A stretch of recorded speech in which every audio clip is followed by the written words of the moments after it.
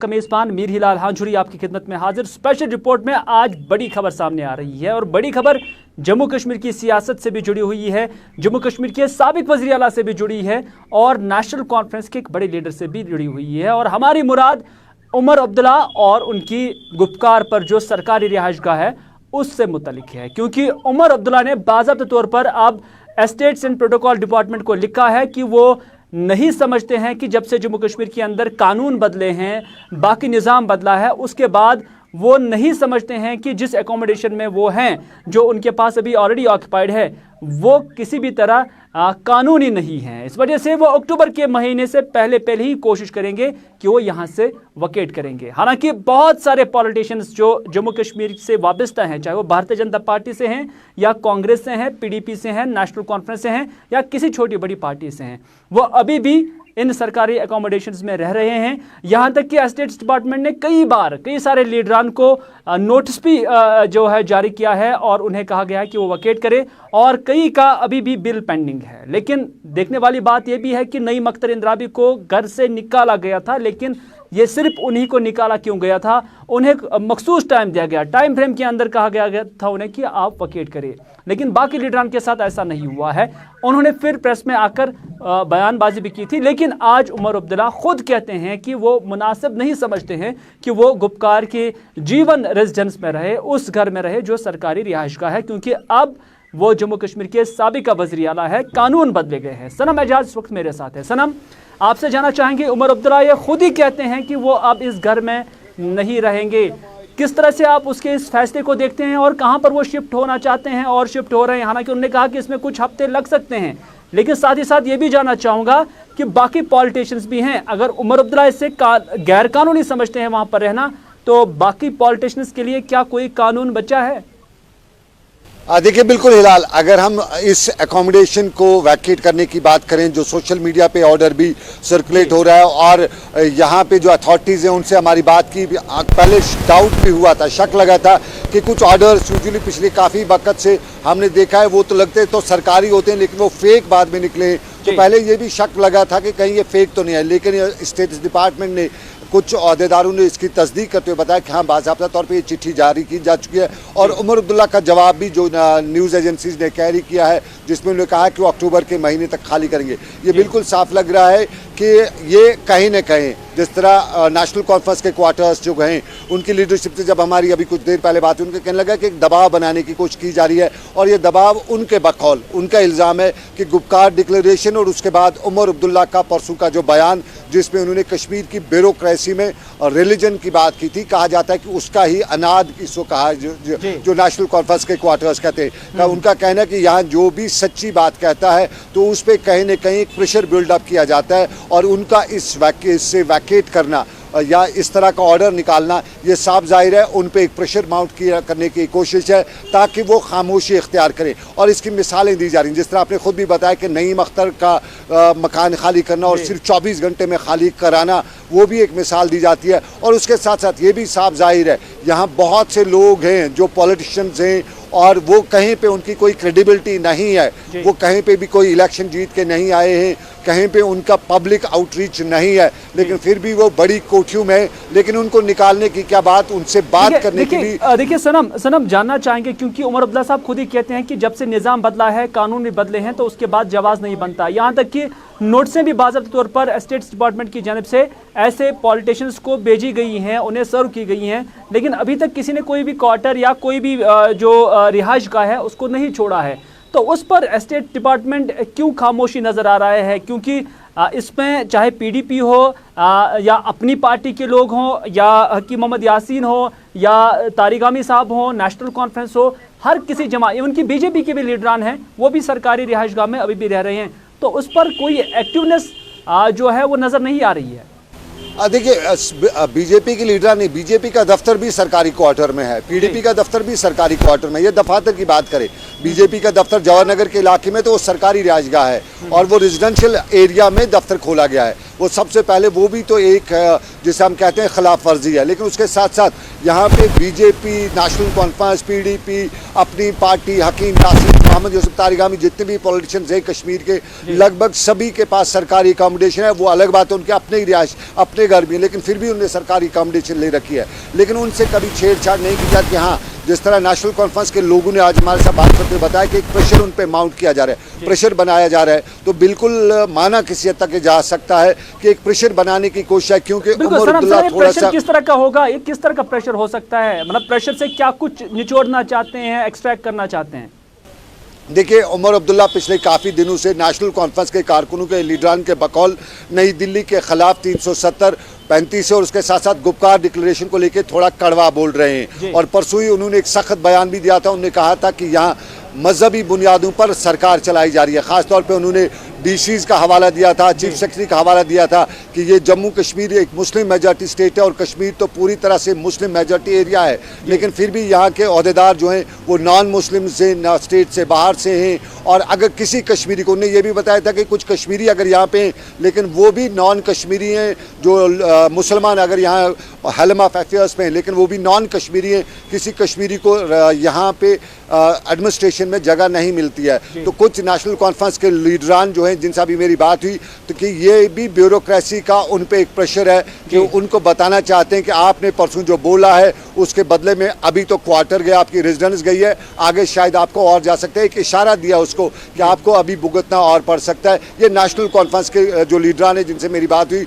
उनका कहना है, लेकिन असल हकीकत क्या है वो सबके सामने है कि वक्त वक्त पे सरकार जो वहाँ का स्टेट्स डिपार्टमेंट को अपने हिसाब से इस्तेमाल भी करती है, क्योंकि अगर क्वार्टर से निकालना था तो एमएलए उमर अब्दुल्ला भी हैं, एमएलए बहुत से लोग हैं, उनके साथ के भी जो लोग हैं वो अभी भी क्वार्टरों में। मिनिस्टर्स जो थे, नईम अख्तर के साथ जो मिनिस्टर्स थे जो अब है नहीं, वो भी अब भी क्वार्टर में हैं, लेकिन नईम अख्तर को निकाला गया है। यानी कहीं न कहीं स्टेट्स को बतौर हथियार यहाँ पे इस्तेमाल किया जाता है, ये मानने वाली बात है। और हमारे स्टेट्स डिपार्टमेंट की अगर देखा जाए तो माजी से लेकर हाल तक इसकी जो जितनी भी नसें हैं वो सब डीली हैं और वक्त वक्त पे उन नसों को खींचा गया है, जहाँ जिस तरीके से खींचा गया है उस तरीके से उससे जवाब दिया जाए, उस तरीके से उसको इस्तेमाल किया गया है। बिल्कुल सनम, चलिए बहुत बहुत शुक्रिया सनम पूरी जानकारी फराहम करने के लिए। जैसा कि सनम का मानना है कि स्टेट डिपार्टमेंट से लेकर बाकी जो दफातर है वो कहीं ना कहीं सियासत के साथ जुड़े हैं, सियासत के ज़ेर साया काम कर रहे हैं, लेकिन ज़रूरी होता है कि जमहूरियत में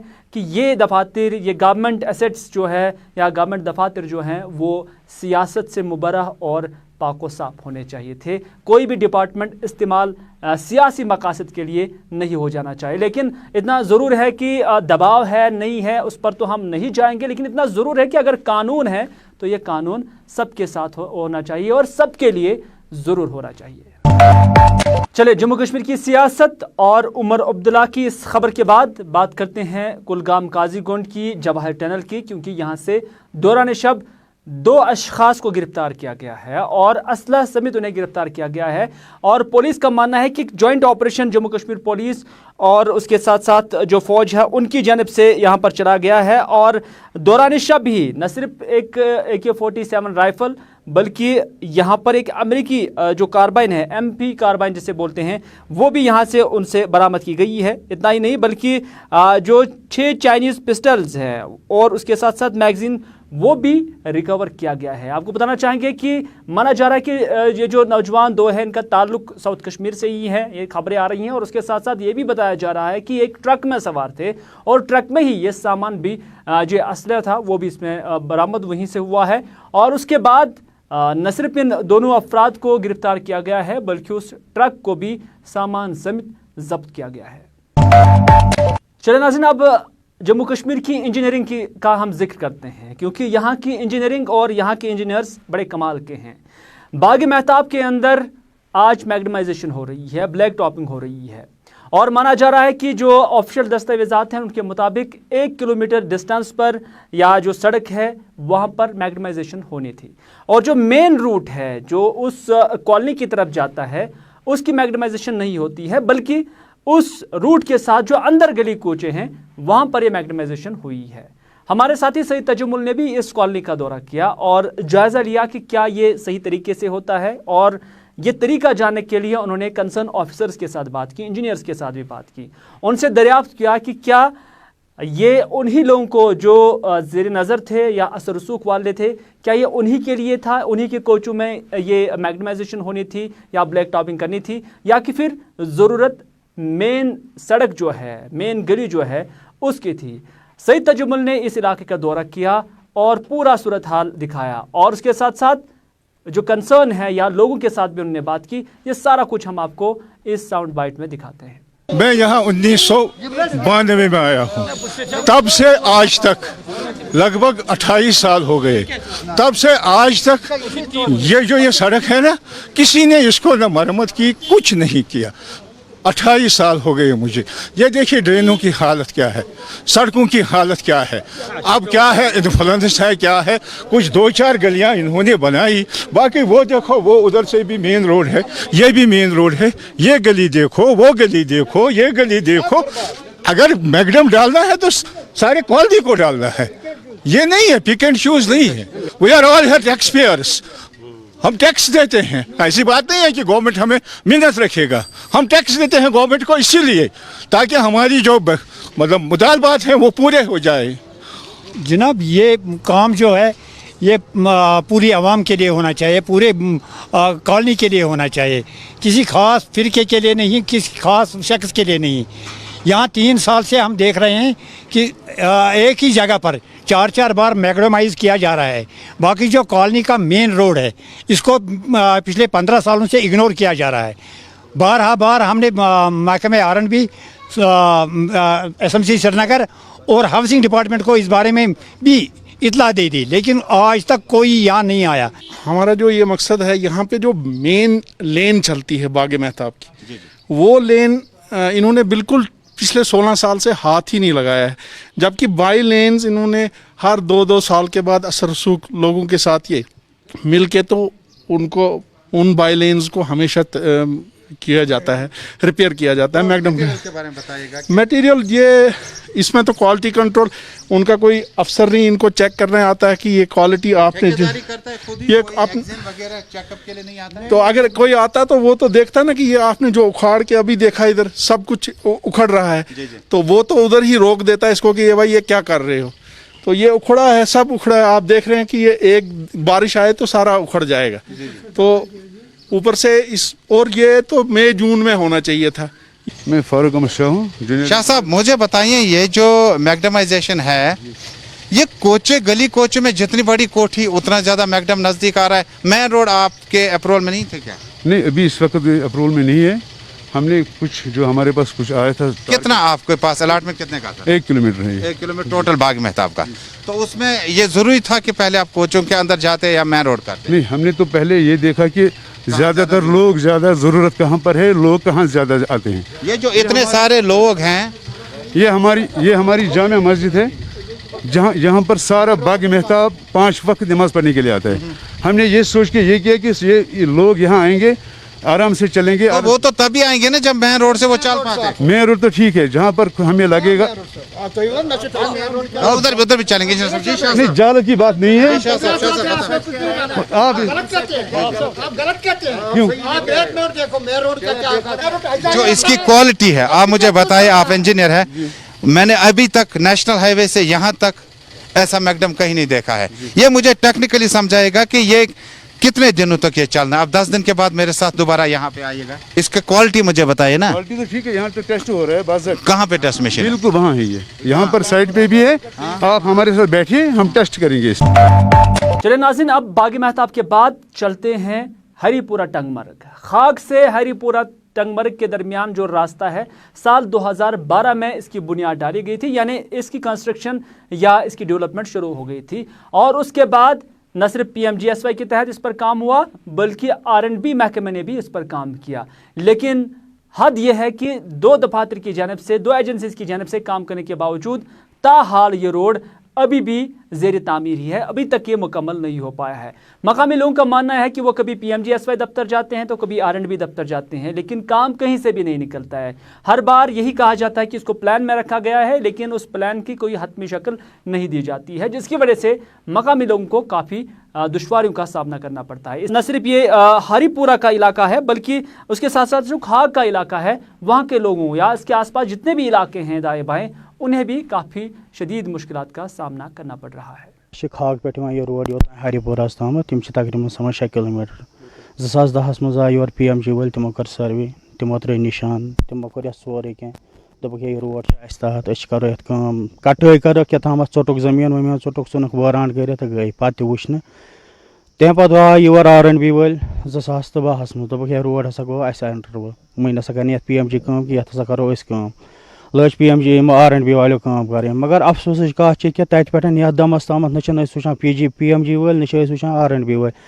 R&B वल वन यह PMG वाले PMG वाले वन तम वन यह R&B वाले, मगर अ समझ आखिर निशान त्रे PMG वालों R&B वालों डोजर तमो कम कर रोड अंध हेत गमत वस परस पे 5 लट वो नफर सह वन बह जई जई हत लट हो तमिस रोड मे तुम वो फोटो त्रमी ये रूदस रब मज तमिस फोटो त्रावान WhatsApp तमिस कर उ वुच सन हालात क्या, मगर अफसोस कत सह युत योत वन हर सात क्या अ थोमुत प्लानस मज थोमुत प्लानस मगर यह प्लान कर गस पूर सह तमिस पता तो बे तम अपार पाई कस यह तमिस योत पता कि प्लान कर गस पूर पोश कर पे योत सड़क अस गई लगभग यन पे हिंदुस्तान आजाद गोमुत तन पे रोड अस दितमुत, मगर न रोड त्रा न टोटल कहें करने वो ब्या लिंग रोड यपर गसान टंगमरग सह लगान यपर 2 रुपये टंगमरग तक किराय मागम किन यपर 1.5 घंटे लगान पैदल यह टंगमरग तान रोट कर्म छन कर्म टंगमरग सह योर गए प्रथ कुन जाए तो दुख यह रोड कह वन मेहरबानी कर रोड फुल टंगमरग हेको यपर गसित। नाज़रीन किराम, आप देख रहे हैं स्पेशल रिपोर्ट, और स्पेशल रिपोर्ट में एक अहम खबर हम आपके साथ शेयर करना चाहेंगे, क्योंकि मरकज़ी सरकार से लेकर जम्मू कश्मीर जो UT गवर्नमेंट है, कई सारी स्कीमें जो गरीब लोग हैं, मफलूकुल हाल लोग हैं, उनके लिए रखी गई हैं ताकि उनका रहन सहन ठीक हो जाए। यहाँ तक कि शादियों के लिए जो असिस्टेंट स्कीम रखी गई है, उसके ज़रिए भी ऐसे लोगों की फलाह बहबूदी के लिए या उनकी शादी के लिए उनकी मावनत की जाती है। लेकिन PM आवास योजना भी एक योजना है जो पूरे मुल्क के अंदर है और जम्मू कश्मीर के अंदर भी है, ताकि जो गरीबी की सतह से नीचे ज़िंदगी गुजर कर रहे हैं, जिनका कच्चा मकान है, जो किसी पक्के मकान में नहीं रह रहे हैं, उनके लिए घर बनाए जा रहे हैं। लेकिन आज हम आपके साथ जो कहानी शेयर करने जा रहे हैं, यह है मार्कीपुरा पट्टन का इलाका, जहाँ पर गुलाम नबी राथर नामी एक शख्स रहता है, बिल्कुल कच्चे मकान में रहता है। कभी भी जो इसके कंसर्न ऑफिसर्स हैं, जो PM आवास योजना के साथ डील कर रहे हैं, शायद उनकी नज़र इस शख्स पर नहीं पड़ी है, इनके घर की तरफ नहीं पड़ी है। आप ये घर देख सकते हैं, आज के ज़माने का नहीं है, यहाँ पर रह भी नहीं सकते हैं।